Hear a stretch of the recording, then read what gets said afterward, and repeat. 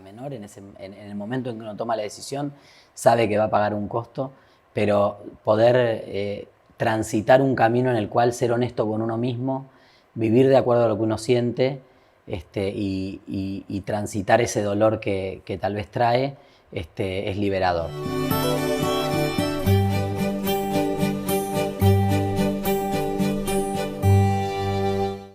Toda Ediciones presenta el nuevo libro de Ricardo Dupuy. 24 cuentos costumbristas atravesados por el misterio. La ciudad está viva y rezonga. Complejo Polideportivo Policial ANSAP ofrece su servicio de salón de fiestas. Capacidad 500 personas. Consultas 0342 4 553 575. Complejo Polideportivo Policial ANSAP. En el Mercado Norte te esperan los sabores, los colores y aromas. En el Mercado Norte te espera una nueva historia. Mercado Norte. Alimentamos tus sentidos.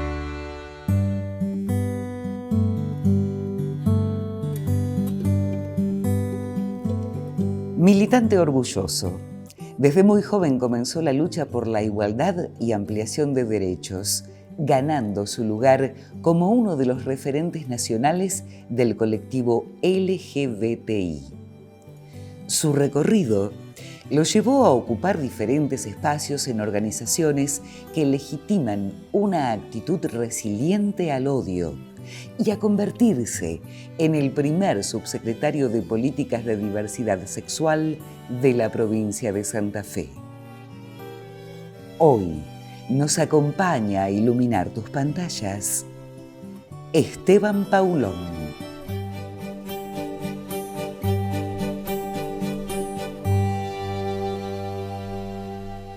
Hay una frase brillante: si una bala atraviesa mi cabeza, dejen que esa bala destruya las puertas de todos los armarios. Epa. ¿La conocías? No, la verdad Harvey que no. Milk. Mira vos. Harvey Milk. De él, sí, uno de por los supuesto. íconos, sí, por supuesto, Ícono. por supuesto. El Y primer además, concejal gay sí, y además una frase realmente premonitoria, ¿no? Para su vida. propio destino, Sí, totalmente. fue asesinado. ¿Cómo estás, Esteban? ¿Qué tal? Bien, todo bien, gracias. Bueno, yo quiero saber, realmente quiero saber. Me parece muy interesante que estés aquí con nosotros. Y voy a empezar por el principio esta vez. A ver. ¿Cómo empieza tu historia en la lucha de la diversidad sexual? Uy, hace muchos años, cerca de 20. En realidad empecé militando en el Partido Socialista, en la Juventud Socialista en Rosario a los 15 años, cuando todavía no aceptaba mi orientación sexual, aunque viendo en retrospectiva creo que siempre supe que era gay. Alguna vez digo siempre en las charlas en las escuelas que alguna vez fui un nene de 8 años que quería saltar el elástico con las nenas y no lo hizo porque lo cargaban por puto, eso pasa. Y alguna vez a los 11, 12 años me enamoré de un compañero de curso y no se lo pude decir por miedo a la reacción. Pero después uno a veces por el propio entorno tal vez no se siente preparado para aceptar quién es, lo que te está pasando. Y entonces estiré esa decisión en distintas etapas, desde una parte asexual, de bueno, la sexualidad no me interesa, me voy a dedicar a estudiar y voy a hacer alguna otra cosa, hasta en algún momento incluso tener una novia, porque todo el mundo insistía tanto en que traiga una novia, que traje una novia a casa. Y a los 20, ya cuando había empezado a militar en el Partido Socialista, en la Juventud, y era secretario de la Juventud Socialista en Rosario, un día hice un clic en un encuentro que fui de la Internacional Socialista, volví en Sudáfrica, 2001, en el medio de la crisis, un lío bárbaro. El país estaba por entrar en una etapa terrible y estábamos volviendo y nos pasan a buscar por el hotel y una de las chicas dice: estamos demorados porque 3 de los chicos se fueron al bar gay, pero ya están llegando. Y digo, ay, ¿con qué naturalidad lo dijo? O sea, que se puede ser socialista y gay. Quizá esto que sentía que me pasaba lo puedo expresar. Y ahí decidí salir del armario, aceptarme a mí mismo, empezar a vivir de acuerdo a lo que sentía, y sentí que era importante aportar ya no solo desde la militancia política partidaria, sino desde un lugar de activismo contra las desigualdades que percibía que existían y que a mí se me habían visibilizado a partir del momento en que acepté mostrarme tal cual era, ¿no? Hasta el momento en que no lo mostré, no había sentido una diferencia. De hecho, no era muy consciente de cuáles son las desigualdades que se vivían o se siguen viviendo por tener una orientación sexual, una identidad de género diferente. Y en cuanto empecé a vivirlo abiertamente, digo, bueno, ¿y esto por qué no va a ser una causa por la cual también luchar? Y ahí en el año 2002 me sumé a Vox, una organización de Rosario, de ahí corrió bastante agua bajo el puente hasta el día de hoy, pero siempre entrelazando las dos militancias, entendiendo que hay una militancia social con el colectivo que es fundamental, pero que también si no tiene una pata política, en cualquiera de los partidos, en mi caso socialismo, pero hay muchos compañeros y compañeras activando en otros lugares, si no trabajamos juntos, no pudimos o no hubiéramos podido producir los cambios que produjimos y las leyes que conquistamos. Se me ocurre hacerte una pregunta porque me habilitaste. ¿Cómo no? ¿Qué se siente cuando uno le dicen puto? Qué sé yo, ya lo tenemos internalizado, o sea, creo que hasta nos parece simpático, No. Nos reímos, pero la verdad que es una palabra que encierra muchísimo odio, ¿no? Pensemos que se usa en cualquier ámbito, en una cancha de fútbol, un equipo al otro.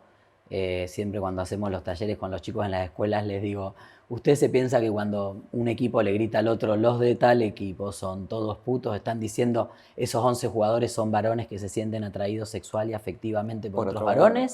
No. ¿O están diciendo algo más con eso, ¿no? Y la verdad que es una palabra fuerte, pero que nosotros como colectivo hemos aprendido a resignificarla, hemos aprendido a encontrarle a recuperar las palabras. Tenemos que recuperar ciertas palabras. Parte de los logros que conquistamos en estos años en Argentina, sobre todo cuando fue el debate por la ley de matrimonio igualitario, fue que recuperamos palabras que nos habían robado. ¿Por qué nosotros no podíamos usar la palabra amor, familia, libertad, convivencia, democracia, derechos, igualdad, que eran palabras de otros o para nosotros y nosotras también? Y estas palabras hay que recuperarlas y bueno, en el colectivo las vamos resignificando. Puto no tanto, pero maricón, marica se usa y a veces hasta en un modo afectivo, ¿no? Para quitarle todo esa carga negativa que la sociedad le ha puesto, porque las palabras en sí son inocuas, o sea, no tienen una carga de por sí. ¿Y cuáles fueron los desafíos más difíciles que tuviste que enfrentar en esta lucha, tanto en lo personal como en lo colectivo? Se me ocurre decirle a la familia. Lo más difícil es aceptarse uno mismo, o sea, entender que a pesar del costo que tal vez pagás, porque en toda decisión de este tipo siempre tiene un costo, aunque después en perspectiva parezca menor, en el momento en que uno toma la decisión sabe que va a pagar un costo, pero poder transitar un camino en el cual ser honesto con uno mismo, vivir de acuerdo a lo que uno siente y transitar ese dolor que tal vez trae, es liberador, ¿no? Y eso es el camino más difícil. ¿Es lo que llaman autopercibirse?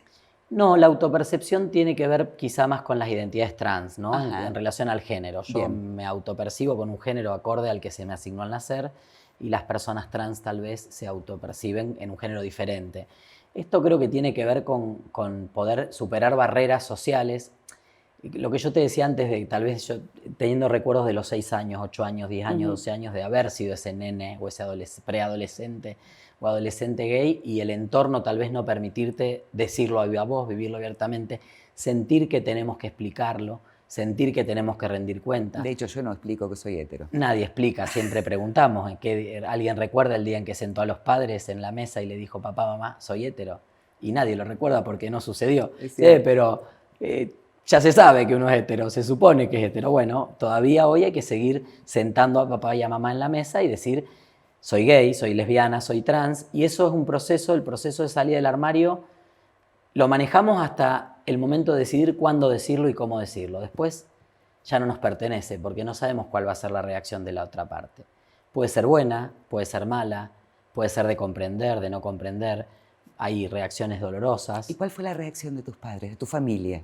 Bueno, la primera fue un poco dura, mi mamá, pensé que ahí iba a haber como un acompañamiento porque las mujeres son buenas, tiernas, las madres son amor y aman a los hijos varones. Y aman a los hijos. Yo siempre había pasado mi infancia en casa y mi mamá al principio no lo tomó muy bien y la verdad que su respuesta fue un poco dolorosa, pero también yo con el tiempo entendí que a mi mamá como a mí nos criaron en una sociedad donde la heterosexualidad es la única alternativa.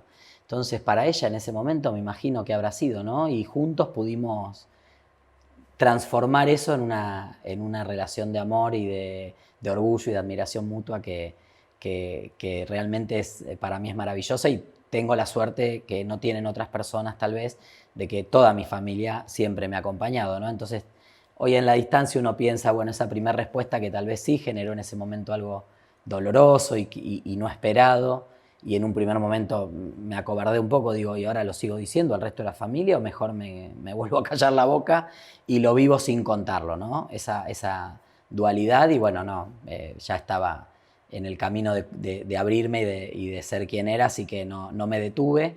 Y bueno, el resto de mi familia lo tomó muy bien y mi mamá entendió que tal vez en ese momento, por distintos motivos, por miedo, por dudas, por desconocimiento, por prejuicio, no había terminado de comprender lo que pasaba y se animó también a la aventura de salir del armario conmigo, porque lo que yo siempre digo es que las personas que somos gays, lesbianas, bisexuales, trans y que somos visibles, que estamos en un canal, que activamos, que militamos o en nuestra vida cotidiana somos abiertos en relación a nuestra sexualidad, cuando salimos del armario sacamos del armario a nuestras familias.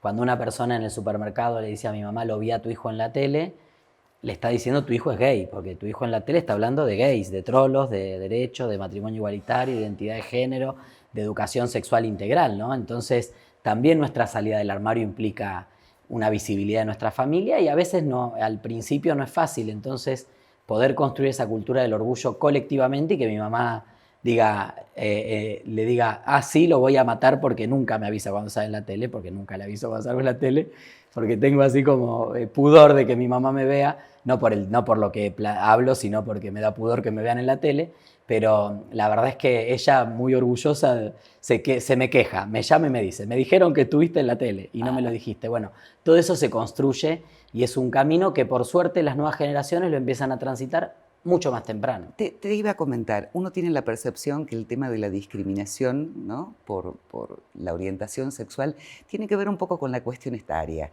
Es decir, los mayores adultos de pronto discriminan, no son más conservadores, pero los chicos, las nuevas generaciones, niños, adolescentes, vienen con el chip incorporado de ¿es normal?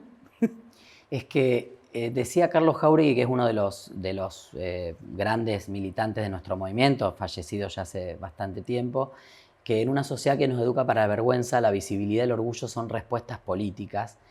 Y esta frase encierra una gran verdad. En la medida en que nosotros decidimos salir del armario y no volver al armario nunca más, generamos un cambio social y cultural. Nuestra propia visibilidad transforma una escuela, una familia, una casa.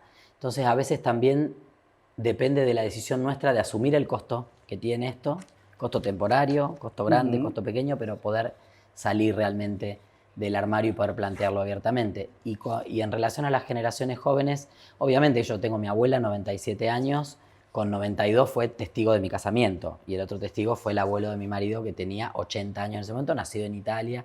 Entonces digo, a veces la edad no tiene tanto que ver, pero sí es cierto que esta generación de jóvenes se crió con leyes ya aprobadas, se crió con el matrimonio igualitario como un derecho. El otro día en San Guillermo, hablando con un chico, Lautaro, un joven de 16 años, bisexual, en un momento así él lo veía como súper empoderado y que vamos y que hacemos y que esto y que el otro, en un lugar pequeño, una localidad de 9.000 habitantes, del norte de Santa Fe, de un área rural. Y lo miro y le digo, Lautaro, ¿cuántos años tenías vos en 2010 cuando se aprobó la ley de matrimonio igualitario? Me dice, 7. Y digo, claro, ¿cómo no va a ser para él algo de lo cotidiano poder contar quién es, hablar abiertamente de que es bisexual, no tener ningún prurito con eso? Si él nació con estos derechos ya como leyes conquistadas, como parte del paisaje. Por eso también esto que dicen la generación de las hijas y los hijos, esta marea de jóvenes que vienen por un montón de derechos, van por mucho más, porque el piso del que parten es mucho más alto. Te quería mostrar esta foto y quiero que me describas con quién estás. Con mi esposo, con Pablo. Bueno, en realidad Pablo ahora está Onax, porque está en un proceso de transición hacia una identidad no binaria, y su nombre de identidad de género es Onax. Hace 9 años que estamos juntos, 5 casados, y bueno, es el que me banca, pobre, sufre mis ausencias, y la verdad que bueno, hemos construido una familia hermosa, una familia ampliada, porque tanto la familia de él como la mía son familias que nos han acompañado, nos llenan de amor, de apoyo, así que la verdad que somos muy felices. ¿Te sentís orgulloso de toda la militancia? Porque cuando empezaste no había tantos militantes de la diversidad sexual. Más que orgulloso, me siento afortunado de haber podido ser parte de unos acontecimientos que que transformaron la historia de nuestro movimiento, de nuestro colectivo y de nuestro país. ¿Podrías contármelo cronológicamente? ¿Cuál fue la primer ley, la más importante para el movimiento? Para mí la más importante, por el efecto social que tuvo, fue la ley del matrimonio igualitario. Pero antes de eso, por ejemplo, nosotros en 2007 abrimos la primera oficina municipal de la diversidad en Argentina, segunda en América Latina, conseguimos las pensiones por viudez para viudas y viudos no casados de parejas del mismo sexo antes del matrimonio igualitario, los servicios de terapia hormonal 5 años antes de la ley, haber constituido con un grupo de compañeros y compañeras maravillosas la Federación Argentina LGBT, que fue la herramienta política que llevó adelante toda esta lucha. Por eso no lo veo en un plano individual, sino haber sido parte de ese proceso, ¿no? Alguien te va a preguntar, ¿qué es LGBT? ¿Qué es LGBT? Ahora y más. Lesbianas, gays, bisexuales, trans. Lesbianas, gays, bisexuales hacen referencia a la orientación sexual. ¿Quién nos gusta? ¿Quién nos atrae? ¿Con quién nos sentimos afectivamente, sexualmente o físicamente atraídos? Y colectivo de personas trans tiene que ver con la identidad de género, esto que vos dijiste antes de la autopercepción, ¿no? Un colectivo de personas que se perciben de una manera diferente al sexo biológico que se les asignó al nacer. Sin duda has hecho mucho, a tal punto de abrir una casa. Para 4 casas tenemos en la provincia. Bueno, una en Santa Fe. Una en Santa Fe, que es nuestra sede provincial, que nos llena de orgullo. La primera fue en Rosario en el año 2016, a 4 meses de haber asumido una patriada, porque vimos una casa, nos gustó, se lo planteamos al gobernador, ahí negociamos con los propietarios, que era el Ministerio de Seguridad.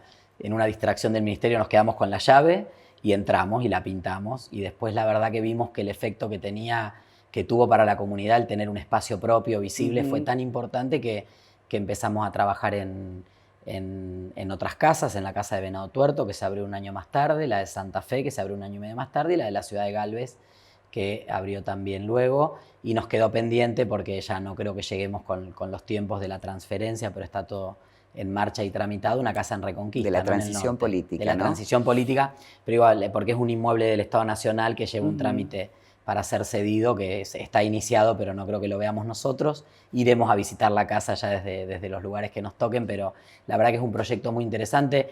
Tuvimos son las primeras casas LGBTI del país y de América Latina, y también son parte de una política que deja, porque no tengo duda que esto va a continuar y el colectivo lo va a sostener, deja un camino, una huella material, ¿no? No es solo una huella simbólica, sino que una huella material con derechos concretos y con conquistas concretas.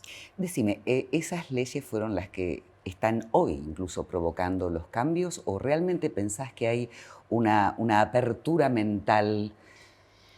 Ninguna ley modifica la realidad automáticamente. Per se no. No, estamos en tiempos electorales y nos van a prometer hambre cero, fin del calentamiento global, autopistas inteligentes en 2 meses y desempleo, Argentina sin desempleo, ¿no? Todo eso no existe. Las sociedades tienen procesos muy complejos para cambiar.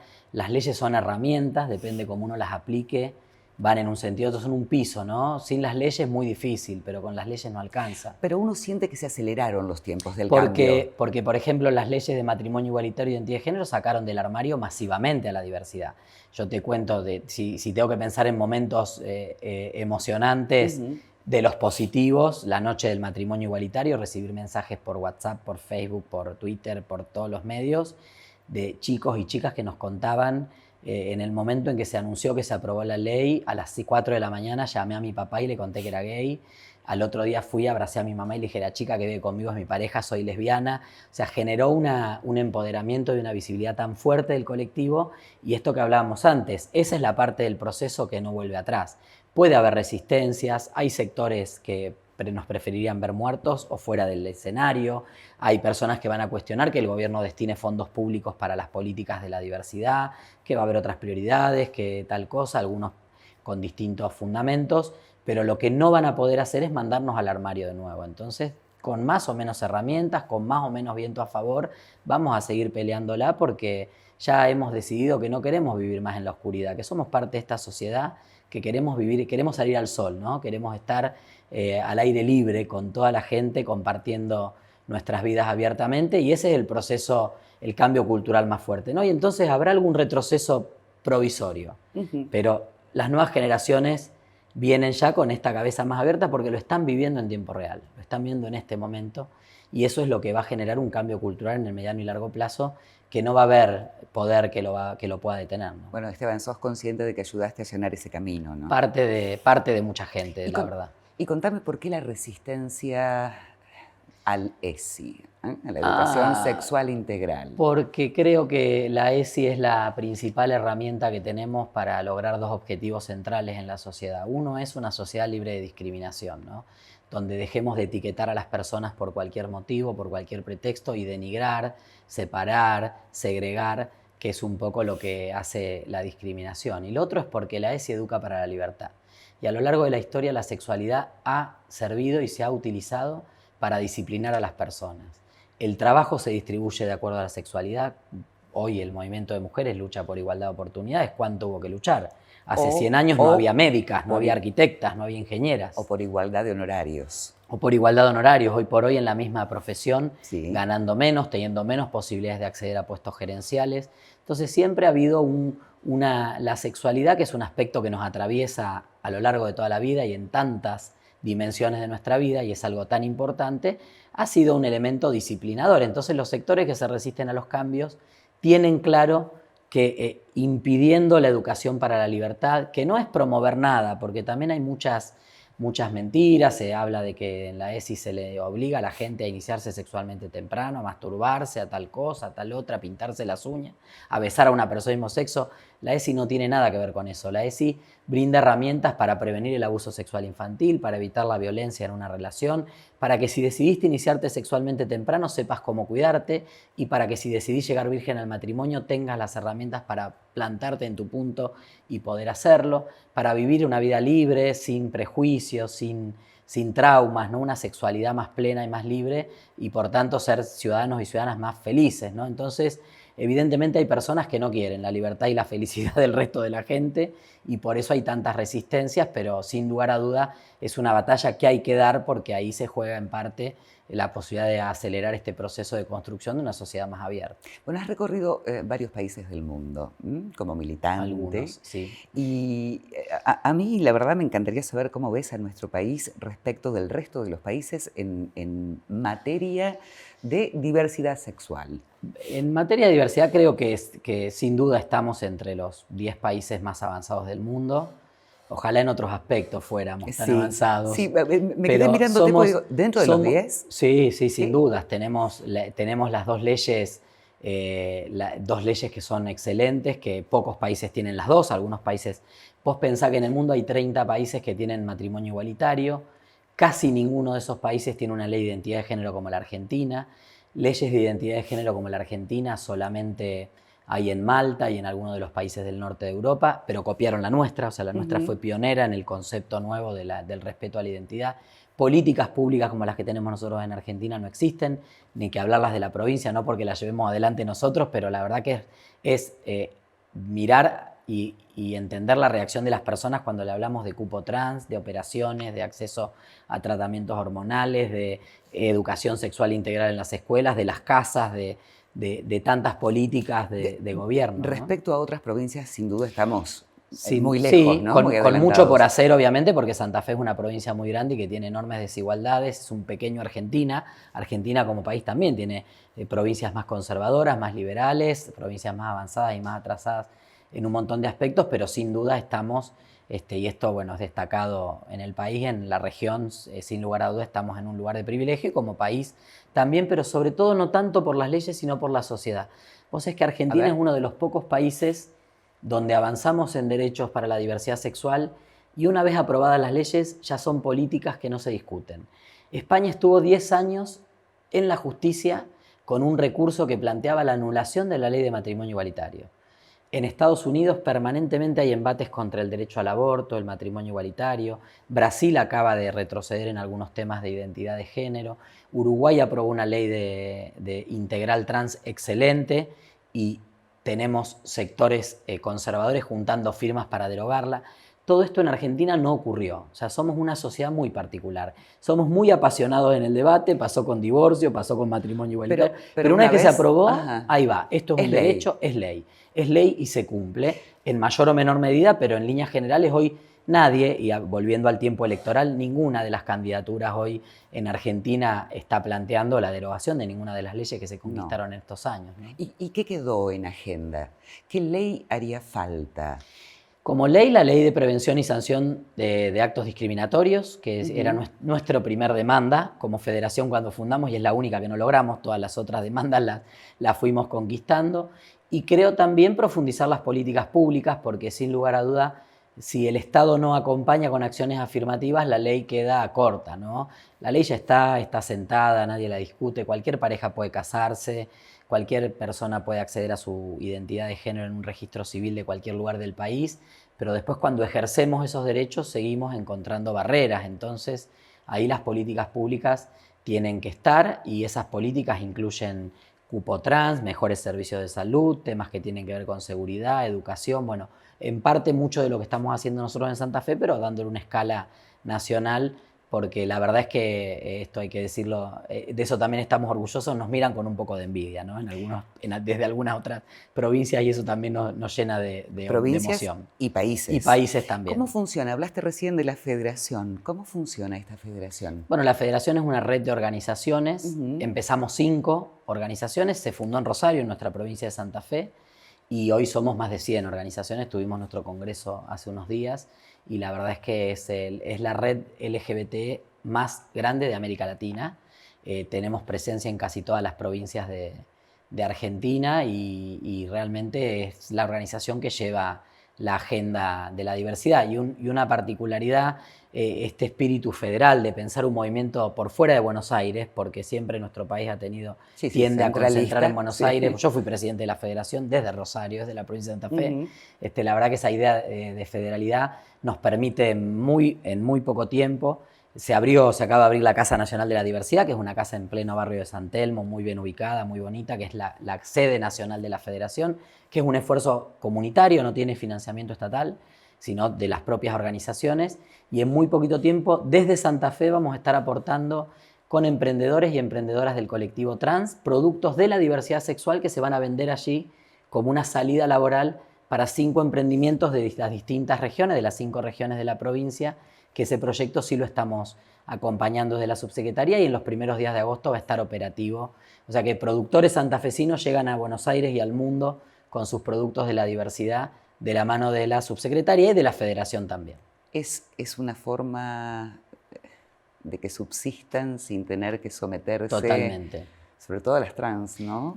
Es una de las alternativas, ¿no? El cupo aporta, los emprendimientos aportan, las becas educativas, la posibilidad de inserción escolar, todo suma para ir cambiando la idea social, el lugar social que le hemos dado al colectivo trans, y fundamentalmente a las mujeres trans, siempre asociado como única alternativa al trabajo sexual. Pero yo creo que estamos en un momento donde en muy poquito tiempo vamos a ver un cambio enorme, porque lo estamos viendo con los más chicos y chicas, ¿no? Nenes, nenas de 6, 7, 8, 9 años que ya expresan su identidad de género, acompañadas por la familia, que circulan en las escuelas de la provincia, que van a educación física, que hacen campamentos, que están en la secundaria, que empiezan a ir a la facultad. De la pijamada. A la pijamada, totalmente, ahí estamos. Tenemos ahí todos los temas de las pijamadas y los campamentos, los cumpleaños. Digo, esto se está dando. Y esto va a repercutir en que todos esos niños y niñas van a tener una adolescencia y una adultez mucho más integrada. Háblame de Gay Latino. Gay Latino. También es una red que conformamos varones gays, bisexuales de toda América Latina, y también tenemos latinos en la diáspora en Estados Unidos y en Europa.